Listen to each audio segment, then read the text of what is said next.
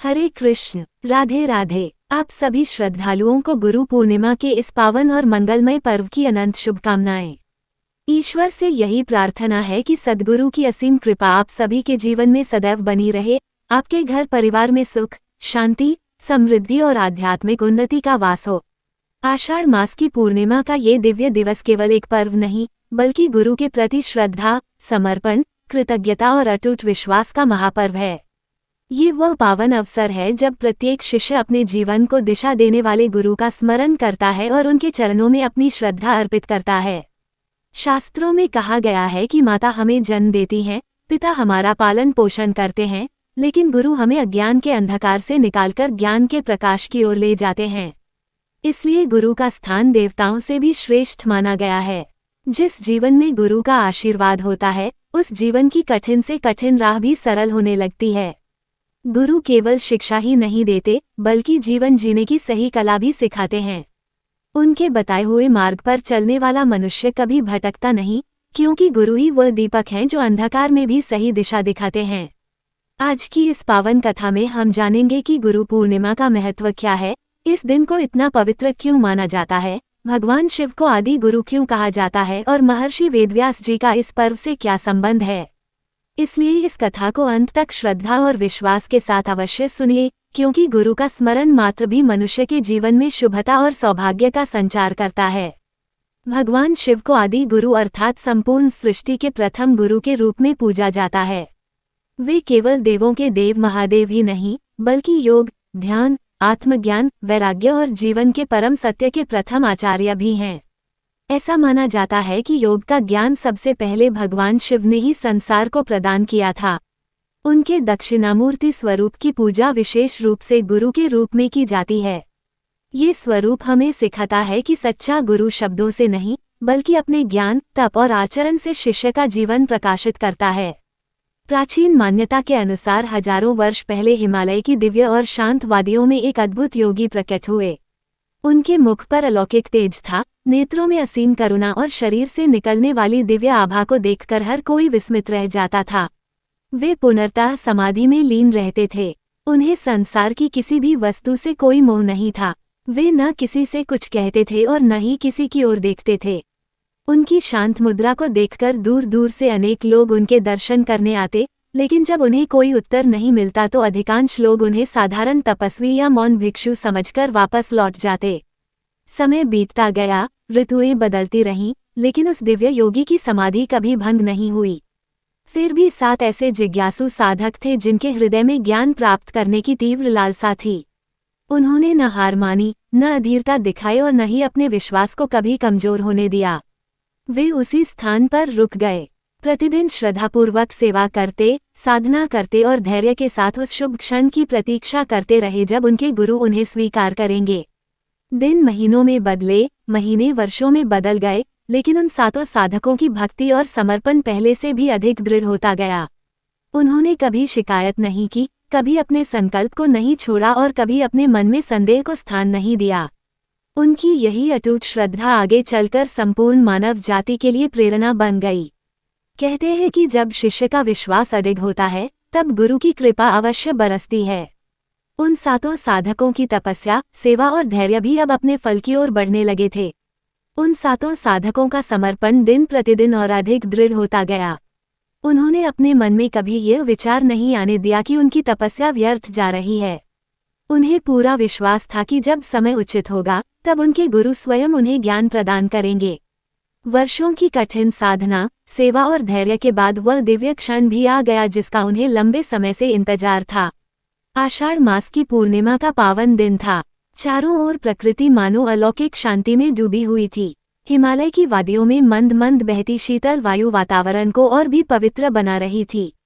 उसी शुभ बेला में उस दिव्य योगी ने धीरे धीरे अपने नेत्र खोले। उनकी करुणामयी दृष्टि उन 7 साधकों पर पड़ी और उसी क्षण उनकी वर्षों की तपस्या सफल हो गई।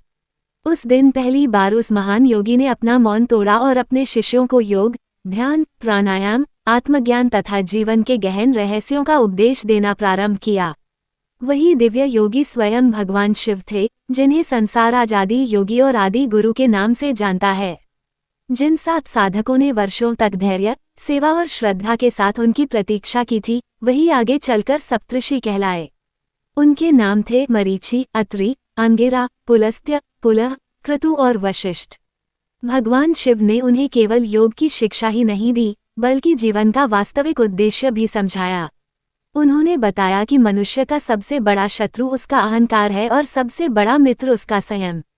उन्होंने सिखाया कि जो अपने मन को जीत लेता है, वह पूरे संसार को जीत सकता है।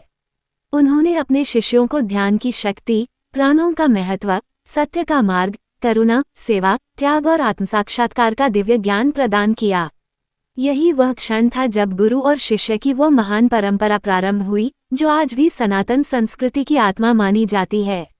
भगवान शिव ने जब देखा कि उनके शिष्य पूर्ण रूप से ज्ञान प्राप्त कर चुके हैं, तब उन्होंने उन्हें संसार के अलग अलग दिशाओं में भेजा ताकि वे मानवता का कल्याण करें और योग, धर्म तथा आत्मज्ञान का प्रकाश प्रत्येक व्यक्ति तक पहुंचा सकें।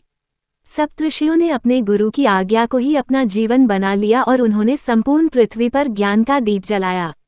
इसी कारण आषाढ़ पूर्णिमा का ये पावन दिवस गुरु पूर्णिमा के रूप में मनाया जाता है। ये केवल एक पर्व नहीं, बल्कि गुरु की कृपा, शिष्य की श्रद्धा और ज्ञान की अमर परंपरा का उत्सव है।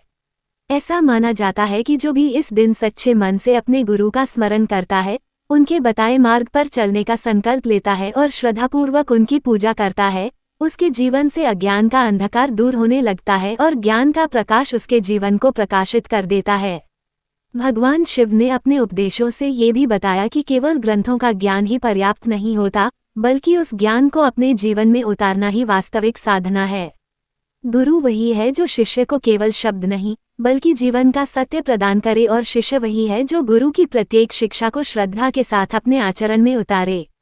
इसी दिव्य परंपरा की महिमा को सुनते सुनते समय बीतता गया और युगों बाद इसी पावन तिथि से एक और महान घटना का संबंध जुड़ गया, जिसने गुरु पूर्णिमा के महत्व को और भी बढ़ा दिया। उधर समय के साथ गुरु पूर्णिमा का ये पावन पर्व एक और दिव्य घटना के कारण और भी अधिक पूजनीय बन गया। मान्यता है कि इसी शुभ तिथि पर महान तपस्वी, महाज्ञानी और जगत गुरु महर्षि वेदव्यास जी का अवतरण हुआ था। इसलिए इस दिन को व्यास पूर्णिमा भी कहा जाता है। महर्षि वेदव्यास केवल एक ऋषि ही नहीं थे, बल्कि सनातन धर्म के उस महान प्रकाश स्तंभ थे जिन्होंने अपने ज्ञान से संपूर्ण मानव समाज का मार्ग प्रशस्त किया। प्राचीन समय की बात है। महर्षि पराशर किसी आवश्यक कार्य से यमुना नदी पार कर रहे थे। उस समय नाव का संचालन सत्यवती कर रही थीं, जिन्हें उस समय मत्स्यगंधा के नाम से जाना जाता था। महर्षि पराशर ने अपनी योग शक्ति से चारों ओर घना कुहासा फैला दिया और सत्यवती को अनेक दिव्य वरदान प्रदान किए। उन्होंने आशीर्वाद दिया कि उनके शरीर से दिव्य सुगंध दूर दूर तक फैलेगी, उनका यौवन सदैव बना रहेगा और उनका सम्मान तीनों लोकों में होगा। उसी दिव्य संयोग से एक तेजस्वी बालक का जन्म हुआ। उनका जन्म नदी के बीच स्थित एक द्वीप पर हुआ था, इसलिए उनका नाम द्वैपायन रखा गया। उनका वर्ण श्याम था, इसलिए वे कृष्ण द्वैपायन कहलाए। आगे चलकर उन्होंने वेदों का विभाजन किया और तभी से संपूर्ण संसार उन्हें वेदव्यास के नाम से जानने लगा। उस समय वेदों का ज्ञान इतना विशाल और गूढ़ था कि सामान्य मनुष्य के लिए उसे समझ पाना अत्यंत कठिन था। महर्षि वेदव्यास ने मानव कल्याण के लिए उस विशाल ज्ञान को व्यवस्थित किया और 4 वेदों में विभाजित कर दिया, जिससे प्रत्येक व्यक्ति धर्म और ज्ञान के मार्ग को सरलता से समझ सके। इतना ही नहीं, उन्होंने 18 महापुराणों की रचना की, ब्रह्मसूत्र की रचना की, महाभारत जैसा महान ग्रंथ संसार को दिया और श्रीमद् भागवत महापुराण के माध्यम से भगवान की भक्ति का अमृत संपूर्ण मानव जाति तक पहुंचाया। उनका प्रत्येक ग्रंथ केवल शब्दों का संग्रह नहीं, बल्कि धर्म, सत्य, भक्ति, ज्ञान और जीवन जीने की श्रेष्ठ शिक्षा का अमूल्य खजाना है। इसी कारण उन्हें जगत गुरु की उपाधि से सम्मानित किया गया। एक पौराणिक कथा के अनुसार एक समय देवताओं ने भगवान विष्णु से प्रश्न किया, हे प्रभु, मनुष्य को शीघ्र ज्ञान और जीवन में सफलता कैसे प्राप्त हो सकती है? तब भगवान विष्णु ने मुस्कुराते हुए कहा कि जो मनुष्य अपने गुरु का सम्मान करता है, उनकी सेवा करता है, उनके वचनों को अपने जीवन में उतारता है और सदैव विनम्र बना रहता है, वही सच्चे ज्ञान का अधिकारी बनता है। गुरु की कृपा के बिना ज्ञान अधूरा है और ज्ञान के बिना जीवन का वास्तविक उद्देश्य कभी पूर्ण नहीं हो सकता। यही कारण है कि गुरु पूर्णिमा के दिन गुरु पूजन, महर्षि वेदव्यास जी की आराधना, जप, तप, स्वाध्याय, दान, सत्संग तथा ब्राह्मण सेवा का विशेष महत्व बताया गया है। ऐसी मान्यता है कि इस दिन श्रद्धा और विश्वास के साथ अपने गुरु का स्मरण करने वाला साधक जीवन में सद्बुद्धि, सफलता, यश और आध्यात्मिक उन्नति प्राप्त करता है। गुरु के चरणों में किया गया छोटा सा प्रणाम भी मनुष्य के जीवन में बड़े बड़े शुभ परिवर्तन ला सकता है। इसलिए इस पावन अवसर पर अपने गुरु, माता पिता, शिक्षकों और उन सभी महान व्यक्तियों के प्रति कृतज्ञता अवश्य व्यक्त करें जिन्होंने आपके जीवन को सही दिशा दी है। सच्चा गुरु वही है जो अपने शिष्य को केवल ज्ञान ही नहीं देता, बल्कि उसे सत्य, धर्म, प्रेम, सेवा, विनम्रता और ईश्वर भक्ति के मार्ग पर चलना भी सिखाता है। गुरु का आशीर्वाद ही वह दिव्य शक्ति है जो असंभव को भी संभव बना देती है। यही गुरु पूर्णिमा का वास्तविक संदेश है कि जीवन में यदि गुरु का हाथ सिर पर हो तो अंधकार कितना भी गहरा क्यों ना हो, प्रकाश का मार्ग अवश्य मिल जाता है।